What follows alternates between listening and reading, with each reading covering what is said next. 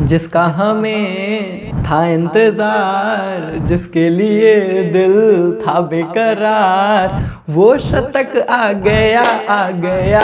हाय आ गया भैया, आ गया हमारे हिटमैन का शतक आ गया, कटक में हमारा राजा छा गया। आपको एक अंदर की बात बताता हूँ, हिटमैन को फॉर्म में देखकर हमारे नाना पाटेकर जी, जो कि तभी खाते हैं जब विराट भाई रन बनाते हैं, वो बड़े खुश हुए। उन्होंने फटाफट से सब्जी वब्जी काटी कि बढ़िया आज तो मस्त खाना खाऊंगा विराट भाई की बैटिंग देखते हुए। अब इधर हिटमैन चला है तो विराट तो चलेंगे ही, और उन्होंने बढ़िया खाना वाना बना के पहला निवाला उठाया ही था कि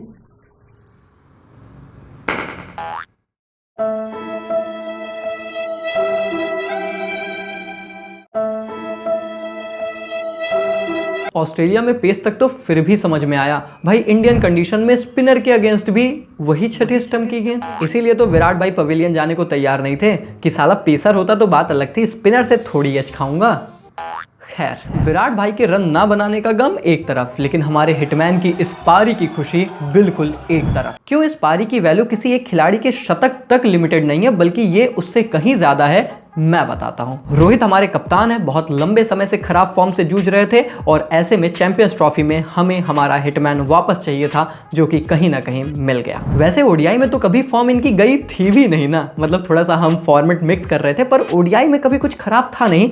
लेकिन एक डर था कि जो टेस्ट में हो रहा है कहीं उसका एंड रिजल्ट हमें ओडीआई में भी ना देखने को मिले। लेकिन हमारे हिटमैन ने बताया कि भैया ओडीआई में अभी भी वही है हमारे सुपरमैन। बहुत इंपॉर्टेंट कि हमें हमारा वही पुराना हिटमैन नजर आया, वो सेल्फलेस रोहित शर्मा, वही इंटेंट, वही तांडव और वही गेंदबाजों के साथ सेम लेवल का खिलवाड़। और अब सोने पर सुहागा तो ये था कि हर बार की तरह वो 40-50 रन की इंपैक्टफुल नॉक नहीं थी, बल्कि पूरे मैच को अपने इर्द गिर्द बनाए रखा और स्टेप वाइज खेले। शुरू में एक्सेलरेट किया, फिर उसके बाद थोड़ा सा आराम से खेले, कंडीशंस के हिसाब से खुद को अडॉप्ट किया और एक बड़ी पारी खेली, एक बड़ा शतक लगाया। और मेरे लिए इससे बड़ा पॉजिटिव नहीं है कि अगर वो इंटेंट से ना 30-40 भी बनाते तो शायद मैं उतना खुश नहीं होता, but when he converted it into a big 100 I am more than happy. क्योंकि एक वीडियो में शायद आपको याद होगा मैंने कहा था कि हमें चैंपियंस ट्रॉफी में हिटमैन से सिर्फ वो 30-40 रन 50 रन नहीं चाहिए, हमें बड़े रन चाहिए, और वो ये काबिलियत रखते हैं, वो ये काम कर सकते हैं, और उन्होंने उसका ट्रेलर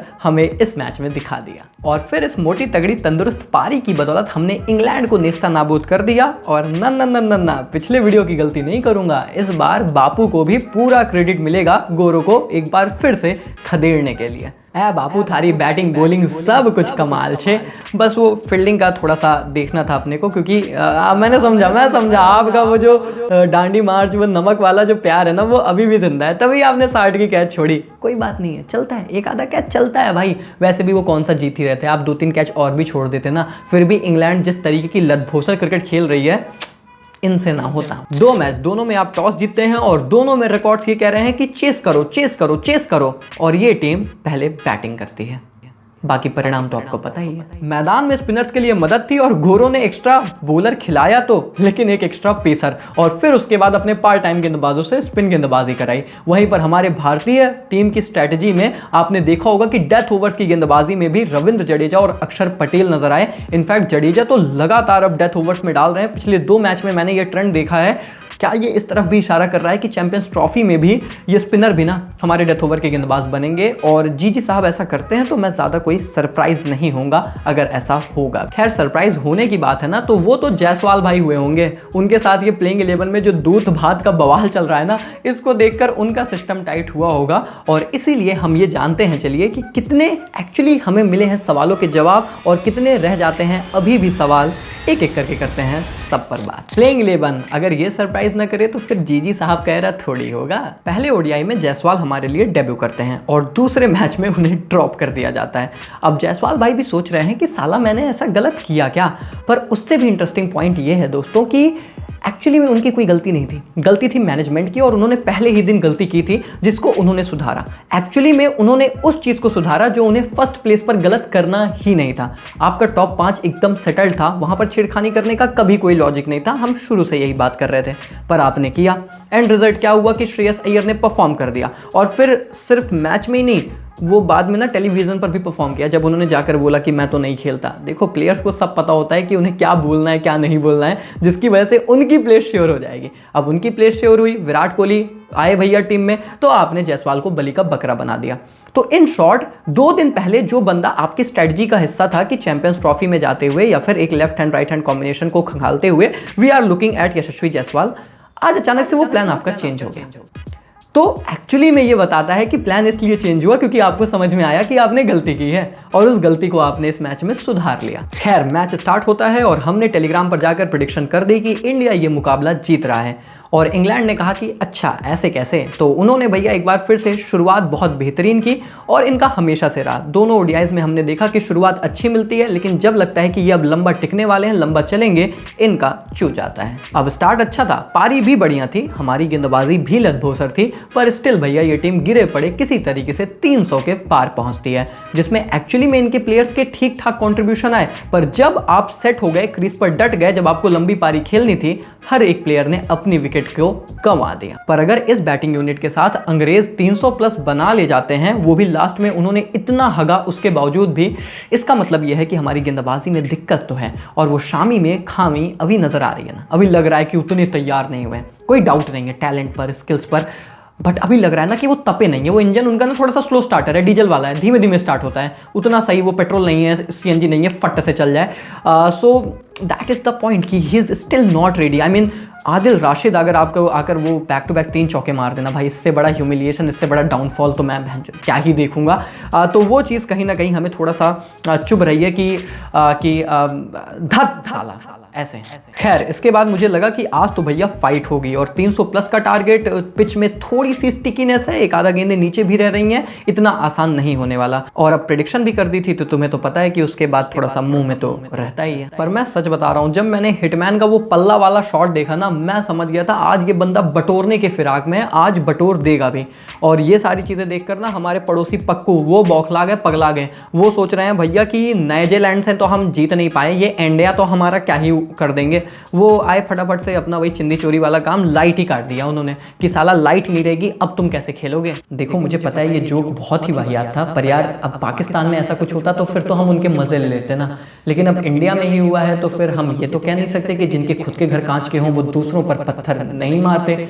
तो हम बस यही कह सकते हैं कि हम फिर भी तुम्हारी ही मारेंगे। खैर बिजली फिर से आ गई और रोहित भाई ने फिर से अपनी ठुकाई चालू कर दी। और एक्चुअली में ना सबसे बेस्ट पार्ट ये था कि जिस तरीके की ओरिजिनल ओडीआई क्रिकेट वो खेल रहे हैं, एक्चुअली में 2023 वर्ल्ड कप से वो जो नया रूप उन्होंने अपनाया है, उसी तरीके की क्रिकेट खेली उन्होंने, कोई बदलाव नहीं था, बस पारी को लंबा और बनाया और एक कहते ना कि एक बिट्स एंड पीसेज में क्रिकेट को खेला। मतलब वैसे ये बड़ा कंट्रोवर्शियल कमेंट हो जाता है जब ऐसा बोल दो, जडेजा भाई देख लेंगे तो मेरे तो तलवार निकाल के कहीं कहीं दे देंगे, लेकिन बिट्स एंड पीसेस का मतलब कि उन्होंने पारियों को बुनाया कि शुरू के 10 ओवर ऐसा फिर ऐसा फिर ऐसा करके, एंड वो पूरी तरीके से उस पारी को फिर बड़ा बनाने में कामयाब रहे और फिर सारे बल्लेबाज उन्हीं के इर्द गिर्द एक बेहतरीन प्रदर्शन करते नजर आए, सिवाय विराट भाई और केएल भाई को छोड़कर। मजे की बात यह है कि यही दोनों खिलाड़ी सबसे ज्यादा इंग्लैंड में जाकर छुट्टी मनाते हैं, फिर भी उनके ही प्लेयर्स नहीं समझ पा रहे। खैर विराट भाई हमें इस मैच में रन भले ना देकर गए हों, पर मीम बिरादरी को उन्होंने निराश नहीं किया, बढ़िया ऐसा एक्सप्रेशन देकर गए हैं कि अगले 2 महीने के मीम का जुगाड़ उन्होंने कर दिया है। और मुझे लगता है कि इस फोटो में जो आपको फोकस एक्चुअली में करना चाहिए वो ये है कि इनके बैट और पैड के बीच में कितना गैप है। मतलब इतना गैप तो बीजेपी और कांग्रेस के बीच दिल्ली की सीटों पर भी नहीं था जितना यहाँ पर हमें दिखा। खैर विराट भाई और केएल भाई ने भले गोरों के खिलाफ तलवार उठाने से मना कर दिया, पर जो कभी नहीं मना करेगा वो है हमारा राजपूत रविंद्र सर जडेजा, और वो भैया जोड़ीदार बन गए अहिंसावादी बापू के। क्योंकि देखो जंग खत्म करने के लिए पिछली बार भी तलवार की जरूरत पड़ी थी और इस बार वो काम जडेजा साहब ने अपने बैट रूपी तलवार से किया। फिर से आते हैं, फिर से मुकाबला फिनिश करते हैं और इंग्लैंड को हराकर भारतीय टीम ने 2-0 की अजय बढ़त प्राप्त कर ली है इस श्रृंखला में। और ना सिर्फ केवल ये एक जीत थी बल्कि बहुत ज्यादा कॉन्फिडेंस देगा हमारे कप्तान, हमारी टीम को, हमारे मैनेजमेंट को, और उससे भी ज्यादा एक संदेश दे रहा है पूरे दुनिया में, इंक्लूडिंग पक्कू हमारा, कि भैया तुम लोग तैयार रहो और कितने भी तैयार हो जाओ, तैयार हो नहीं, हम आ रहे हैं चैंपियंस ट्रॉफी के लिए। और मुझे लगता है कि इंग्लैंड को भी एक संदेश देता है कि देखो ज़्यादा पैसे खर्च करने की ज़रूरत नहीं है, पाकिस्तान तक की टिकट कराओ, आप दुबई नहीं आ रहे हैं, आई एम सो सॉरी पर आप नहीं आ रहे हैं। सेमीफाइनल फाइनल में आपका तो मुश्किल ही है। खैर, इस मैच के क्या मिले हैं हमें जवाब और क्या रह गए हैं सवाल, फटाफट देखते हैं। रविंद्र जडेजा हमारे प्राइमरी स्पिनर हो सकते हैं चैंपियंस ट्रॉफी में, जिस तरीके से उनसे हर एक फेज में गेंदबाजी कराई जा रही है। ऐसा प्रतीत होता है कि हर्षित राणा रेस में आगे निकल गए हैं और अगर बुमराह चैंपियंस ट्रॉफी के लिए फिट नहीं है तो वो उन्हें रिप्लेस करेंगे। जायसवाल को ओपनिंग इक्वेशन से एक बार फिर से बाहर कर दिया गया है, जो कि शायद सही भी था और शायद ऐसा करना था भी नहीं। Akshar Patel as a left hander floater आपको भारतीय टीम में अब नजर आएंगे। ओडीआई के सेटअप में ये आपको ऊपर नीचे होते हुए दिखेंगे, जिसका मतलब यह है कि ऋषभ पंत का जो चांस था रियलिस्टिकली वो थोड़ा सा और पीछे गया है, इवन केएल राहुल के 2 खराब मैचेस के बाद भी। और कौन कौन से सवाल हैं? सबसे पहला और बड़ा सवाल कि अर्शदीप सिंह के साथ आखिर आप क्या कर रहे हो भाई? अर्शदीप सिंह कोई वेटरन है नहीं, कोई ऐसा नहीं जिसके पास बहुत एक्सपीरियंस है, बहुत मैचेस खेल चुके हैं। आप शामी को ट्राई करना चाहते हो, राणा को, but what about Arshdeep, his left arm pace? क्या आपने उन्हें कंप्लीटली इक्वेशन से बाहर कर दिया है? क्योंकि अभी तक ट्राई नहीं किया, एक मैच बचा है, वी विल फाइंड आउट कि उनका भविष्य क्या स्टैंड करता है, क्योंकि वो याद रहे चैंपियंस ट्रॉफी स्क्वाड का हिस्सा है और राणा अभी भी नहीं।